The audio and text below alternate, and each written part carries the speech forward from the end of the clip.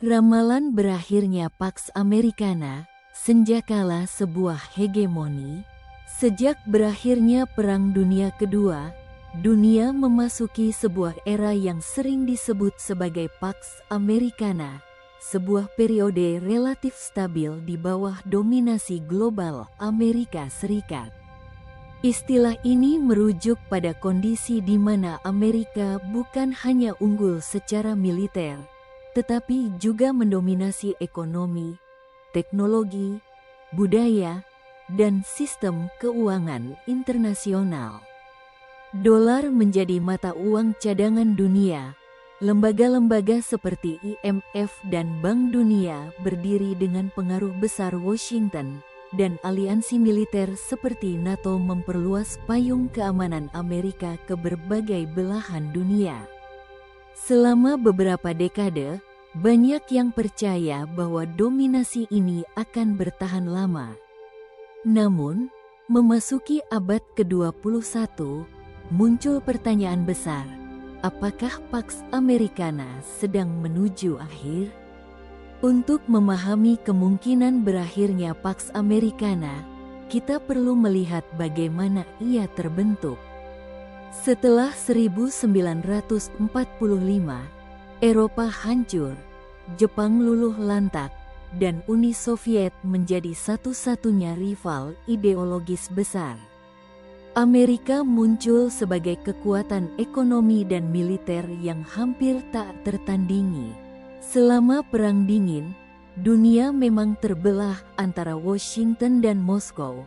Tetapi setelah runtuhnya Uni Soviet pada 1991, Amerika memasuki fase unipolar moment, sebuah masa ketika tidak ada kekuatan lain yang mampu menyainginya secara global.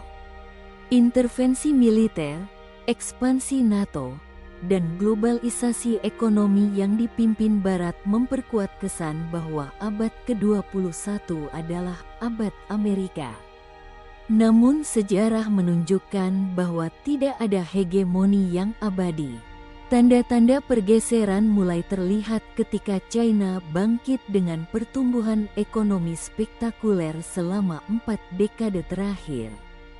China bukan hanya menjadi pabrik dunia, tetapi juga mulai mengembangkan kekuatan militer, teknologi 5G, kecerdasan buatan, hingga proyek ambisius Belt and Road Initiative yang memperluas pengaruhnya ke Asia, Afrika, dan Eropa. Sementara itu, Rusia menunjukkan kembali taring geopolitiknya, terutama melalui konflik di Ukraina dan peran aktifnya dalam politik energi global. Dunia yang dulu unipolar mulai bergerak menuju sistem multipolar. Selain tantangan eksternal, Amerika juga menghadapi tekanan internal. Polarisasi politik domestik yang tajam, utang nasional yang membengkak, ketimpangan sosial, serta krisis kepercayaan terhadap institusi menjadi faktor yang menggerogoti stabilitas dari dalam. Intervensi militer panjang di Irak dan Afghanistan memunculkan pertanyaan tentang efektivitas strategi luar negeri Washington. Banyak sekutu mulai mempertimbangkan otonomi strategis, sementara negara-negara berkembang mencari alternatif di luar orbit Barat. Secara ekonomi, muncul upaya dedolarisasi di beberapa kawasan. Transaksi bilateral dalam mata uang lokal antara negara-negara Asia dan Timur Tengah mulai meningkat. Blok seperti BRICS berusaha memperkuat kerjasama keuangan yang tidak sepenuhnya bergantung pada sistem yang didominasi dolar. Walaupun dolar masih sangat dominan, diskusi tentang masa depan mata uang cadangan dunia kini tidak lagi tabu. Namun, apakah semua ini benar-benar menandakan akhir Pax Americana? Jawabannya tidak sesederhana itu. Amerika masih memiliki keunggulan signifikan, jaringan aliansi global yang luas, inovasi teknologi tinggi, universitas terkemuka, dominasi budaya populer, dan kekuatan militer terbesar di dunia. Banyak negara masih melihat Washington sebagai penyeimbang penting terhadap ambisi kekuatan lain. Selain itu, ekonomi Amerika tetap menjadi salah satu yang paling dinamis dan inovatif. Yang mungkin berubah bukanlah dominasi total Amerika, melainkan bentuknya.